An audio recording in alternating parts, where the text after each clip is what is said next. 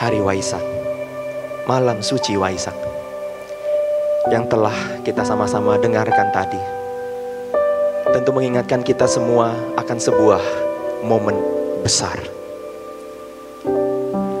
Kenapa setiap Waisak tiba, kita selalu melakukan peringatan, kita selalu merayakan Waisak ini? Seistimewa apakah Waisak itu? Kenapa disebut sebagai Trisuci? Sesuci apakah Waisak ini? Kayak Namita, Waisak adalah hari yang sangat suci.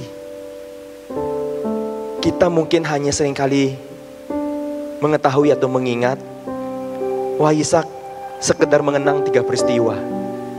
Kelahiran Pangeran Siddhartha, pencapaian penerangan sempurna Petapa Gotama menjadi Buddha, dan Parinibbana Buddha Gotama di Kusinara.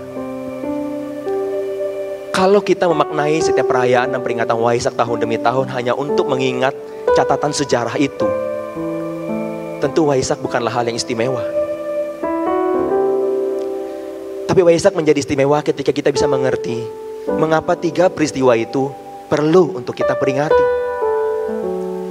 Kelahiran Pangeran Siddhartha di Taman Lumbini 623 sebelum Masehi menunjukkan kepada kita semua bahwa kelahiran sebagai manusia adalah sesuatu yang sangat berharga. Itulah mengapa peristiwa kelahiran Buddha ini kita peringati setiap momen Waisak. Buddha atau Pangeran Siddhartha dan kita saat ini sama-sama manusia.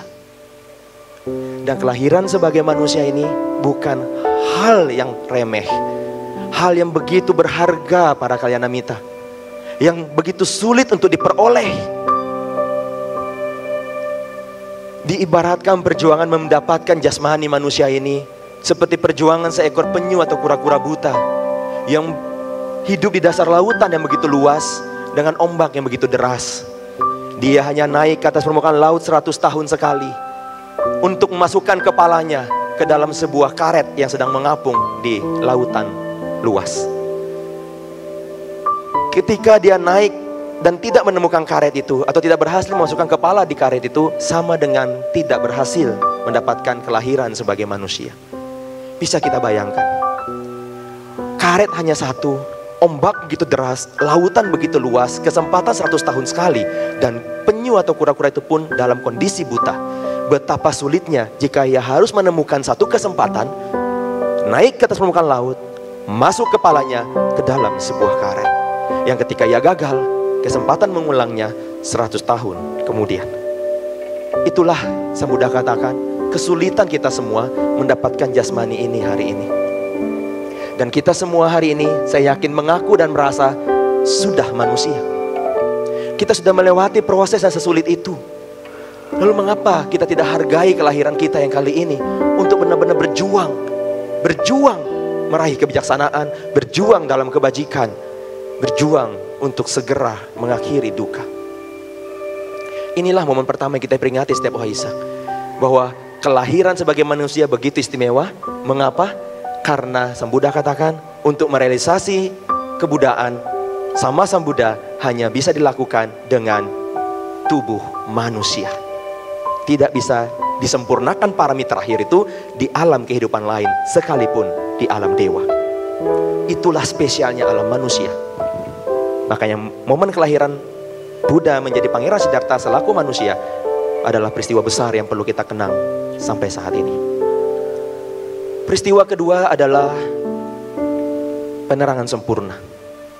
Petapa Gotama setelah 6 tahun berjuang, akhirnya di bawah pohon Bodhi 588 sebelum Masehi berhasil mencapai penerangan sempurna.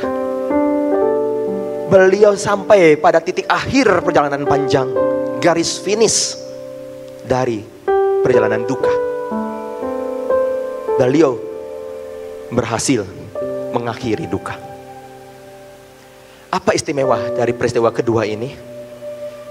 Ini menunjukkan bahwa kita punya kesempatan yang sama. Kita semua punya kesempatan yang sama, bahwa kita bisa mengakhiri duka. Kita bisa meraih kesucian. Kita bisa merealisasi kebudaan. Karena itu bukan hak istimewa milik Pangeran Siddhartha seorang, tapi ini menjadi kesempatan bagi kita semua. Maka setiap Waisak tiba, sudah sepatutnya lah kita berbahagia, karena mengingatkan kita bahwa saya memiliki kesempatan emas kali ini. Saya diingatkan kembali bahwa di usia saya sekarang, saya masih manusia. Saya bisa terus berjuang merealisasi penerangan sempurna, merealisasi kesucian. Peristiwa ketiga adalah Parinibbana. Wafatnya Buddha Gautama di Kusinara 543 sebelum Masehi. Seringkali momen meninggal dunia tentunya adalah hal yang menyedihkan, yang tentu kita bertanya-tanya untuk apa dikenang. Bahkan kita rayakan dengan pesta seperti hari ini. Tapi ternyata di balik momen wafat atau parinibbananya Sang Buddha ini, kita bisa belajar banyak hal. Maka dari itulah Parinibbana adalah momen peristiwa suci ketiga yang dikenal dalam setiap Waisak. Kenapa Parinibbana menjadi istimewa atau wafatnya Sang Buddha menjadi istimewa para kalyanamita? Karena disitulah Guru Agung kita menunjukkan kenyataan yang sebenarnya, bahwa beliau, meskipun beliau telah merealisasi penerangan sempurna menjadi Buddha, jasmani beliau tetaplah manusia, di mana beliau ajarkan segala keadaan yang mengalami kelahiran sudah pasti akan diakhiri dengan kematian. Beliau tidak mengajarkan kita untuk mencari keabadian, dan beliau tunjukkan itu di momen Parinibbana beliau. Beliau tidak untuk menjadi abadi di dunia ini. Beliau mengikuti hukum alam, yang dimana kelahiran sebagai manusia diakhiri dengan meninggal atau Parinibbana atau wafat. Tapi satu hal yang menjadi luar biasa di momen wafat beliau adalah beliau menunjukkan kepada kita bahwa kematian bukan hal yang harus ditakuti. Kematian bukan hal yang harus dihindari. Bahkan beliau sudah menyambut momen itu 3 bulan sebelumnya, dengan sudah memberitahu kepada para siswanya bahwa beliau akan Parinibbana 3 bulan dari sekarang. Artinya kita sadar sebagai umat Buddha, sebagai murid Buddha, kalyanamita, sahabat, saudara sedama, bahwa Sang Buddha telah menunjukkan kita tidak ada hal yang perlu kita takuti dalam kehidupan kita. Karena kita punya potensi untuk menjadi Buddha, kita sudah berjuang dan berhasil menjadi manusia, serta kematian itu bukanlah hal yang perlu untuk kita takuti. Karena itu adalah suatu keniscayaan dari konsekuensi kita lahir ke dunia. Lahir sebagai manusia, maka akan mengakhiri kehidupan sebagai manusia. Pertanyaannya, sanggupkah kita dan sudah siapkah kita menyambut kematian itu? Apalagi dengan hati tenang, dan mungkin saja dengan perasaan siap. Seperti apa yang Guru Agung kita telah tunjukkan kepada kita, bahwa kematian bukan hal yang menakutkan. Inilah kenapa Waisak menjadi suci. Inilah kenapa Waisak menjadi penting. Inilah kenapa kita semua ada di sini. Inilah kenapa panitia semua telah berjuang untuk menyelenggarakan kegiatan seperti ini. Inilah kenapa semua tamu VIP kita di belakang mau berkenan hadir mendukung kegiatan ini. Karena kita semua perlu sadar bahwa Guru Agung kita melalui 3 peristiwa ini telah mengajarkan dhamma yang begitu dalam, pesan yang begitu bermakna untuk kita semua. Momen yang paling kita rasakan di antara 3 peristiwa ini, mungkin bisa kita katakan adalah peristiwa kedua, di mana disitulah sosok Guru Agung kita berjuang keras, melewati semua tantangan dan kesulitan untuk merealisasi penerangan sempurna, menemukan dhamma, dan tidak berhenti di sana. Beliau menunjukkan jalan itu, membagikan jalan itu kepada semua makhluk, termasuk yang kita terima hari ini. Disinilah teman-teman semua, kita perlu bahwa Sang Buddha telah mengajarkan kita dhamma yang begitu dahsyat. Mungkin seringkali kita masih salah mengira. Kita mengira Buddha itu mengajarkan duka, hanya duka. Ajaran Buddha ajaran yang pesimis, Korandi. Gue gak bangga jadi Buddhis. Malu gue. Apa hebatnya guru agung itu? Kalau cuma bicara duka, gak perlu dia ngomong. Gue juga tahu. Emang benar teman-teman. Emang benar. Kalau sang Buddha hanya ngajarin duka, kita wajar tuh komplain. Karena tanpa beliau ajarkan, kita sudah bisa merasakan sendiri. Tapi karena kebodohan kita seringkali percaya, bahkan meyakini, bahwa benar Buddha hanya ngajarin duka. Bahwa benar ajaran Buddha itu pesimisme. Bahwa layak memang ajaran Buddha ditinggalkan. Karena kebodohan kita. Ternyata nggak demikian teman-teman. Kejam sekali para pemfitnah Buddha itu, yang memotong, mengedit ajaran sesungguhnya. Sayang saat itu belum ada hukum penistaan agama. Ajaran Buddha gak berhenti di sabda duka. Buddha bersabda satu rangkaian panjang di khotbah pertama, Dhammacakkappavattana Sutta, di Taman Rusa Isipatana, kepada 5 orang petapa, yang dimana di dalamnya terkandung 4 kesunyataan mulia, yang dimana duka adalah kesunyataan atau kebenaran yang pertama yang disabdakan oleh Buddha. Dan tidak berhenti di situ. Buddha hanya menyampaikan, hidup ini ada duka, yang tadi sudah sedikit disinggung oleh Chinensi. Tapi tidak berhenti di sana kawan-kawan. Buddha melanjutkan pada poin kedua. Duka ini ada sebabnya. Kenapa saya perlu memberitahu sebabnya? Karena setelah kita tahu sebabnya, kita tentu bisa menghindari itu, tidak melakukan kembali, agar tidak mengalami duka kembali. Lalu Buddha apa berhenti di sana? Tidak teman-teman. Dan itu bukan tujuan Buddha bersabda Dhamma. Bukan 2 poin ini. Poin utama Buddha menyabarkan Dhamma adalah poin yang ketiga, yaitu Buddha menyatakan, tenang, meskipun ada duka, dan setelah kamu tahu sebabnya, duka ini bisa berakhir. Duka juga tidak kekal. Duka ini bisa selesai. Ini optimisme teman-teman. Di mana pesimisnya? Ketika sang Buddha dengan tegas menyatakan bahwa duka ini bisa selesai. Bahkan beliau melanjutkan pada poin yang keempat, yang menjadi kunci penting. Ada cara untuk membantumu menyelesaikan duka ini. Ada cara untuk membantumu mengakhiri duka ini. Aku telah membuktikannya sendiri. Aku merealisasi kebuddhaan penerangan sempurna, bebas dari duka, nibbana, karena menjalankan jalan ini. Jalan mulia beruas 8 Arya Atangika Magga, yang tadi di dalam malam suci Waisak telah kita dengarkan.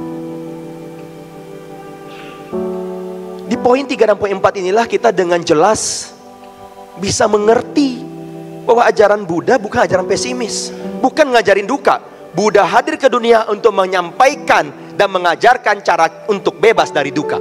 Karena sebelum beliau hadir pun, duka itu sudah menyelimuti kehidupan. Ya, beliau justru hadir memberikan sebuah pesan, sebuah cahaya terang bahwa duka ini bisa selesai dan ini caranya. Beliau sangat baik sekali kawan-kawan. Ini seperti seorang dokter. Kamu bisa lihat, ketika kita sakit perut, kita datang ke dokter. Apa yang beliau katakan? Tentu melakukan diagnosa. Sakit ini jenisnya diare. Inilah yang dilakukan Buddha pertama kali, mendiagnosa. Ini adalah duka. Setelah itu dokter akan menyatakan, diare ini ada sebabnya. Bisa kamu makan pedas, bisa makan asam, telat makan, atau mungkin kotor. Buddha demikian. Duka ini ada sebabnya, yaitu tanha, atau keinginan kita yang terus-menerus tidak terpuaskan. Terus-menerus ada. Apakah dokter berhenti sampai di sana? Tidak. Tujuan kita ke dokter adalah mengetahui sakit saya bisa sembuh atau tidak. Di sini kita bisa melihat dokter ini optimis atau tidak. Dokter menyatakan, tenang ya, sakit diaremu ini bisa sembuh. Ketika sakitmu selesai, namanya sembuh. Buddha pun demikian. Tenang, meskipun ada duka, duka ini bisa selesai. Akhir duka itu namanya nibbana. Akhir sakit namanya sembuh, akhir duka namanya nibbana. Nibbana bukan alam, nibbana sebuah sebutan akhir duka. Lalu dokter membuka resep vitamin, obat, dan suplemen untuk membantu dia segera sembuh. Buddha pun menunjukkan kita resep jalan mulai berunsur 8 untuk kita bisa segera merealisasi akhir duka. Inilah Buddha, guru agung kita, yang begitu sempurna, guru para dewa dan manusia, yang begitu luar biasa menyampaikan dhamma, mengajak kita untuk selalu optimis, bukan pesimis. Mengajak kita untuk sadar bahwa kita perlu segera mengakhiri duka, karena itu possible, itu memungkinkan, dan itu bisa. Teman-teman sedang. Oleh karena itu teman-teman semua, tentu kita perlu untuk mengapresiasi guru agung kita. Kita perlu memberikan penghargaan yang besar. Dengan apa? Dengan senantiasa mempelajari dan mempraktikkan ajaran beliau. Dengan menjadi umat siswa yang baik, yang menjadikan dhamma sebagai landasan, pegangan, dan pedoman hidup kita sehari-hari. Dan kita juga tentu perlu memberikan apresiasi tertinggi kepada Buddha dengan kembali bangkit berdiri. Ketika penyanyi hebat selesai tampil diberikan standing applause. Ketika atlet hebat selesai bertanding diberikan standing applause. Saya rasa Buddha sangat pantas atas segala perjuangan beliau, atas segala kebijaksanaan beliau, atas segala kebajikan beliau untuk menerima penghargaan model zaman sekarang, yaitu standing applause yang panjang. Mari kita bertepuk tangan sambil berdiri untuk guru agung kita, Sang Buddha Gautama, Sakyamuni Buddha, yang telah dengan kasih dan sayangnya, dengan cinta kasihnya hadir ke dunia untuk benar-benar membawa kita, menolong kita bebas dari duka. Berikan tepuk tangan yang paling meriah, berikan tepuk tangan yang paling meriah untuk guru agung kita. Oh Buddha, oh Buddha, kehadiranmu membuatku bisa mendapatkan kedamaian. Ajaranmu membuatku bisa menerima kedamaian. Dan karena Waisak ini Buddha, ku bisa merasakan kedamaian. Saya Randi Tunggeleng. Peace on Vesak Day.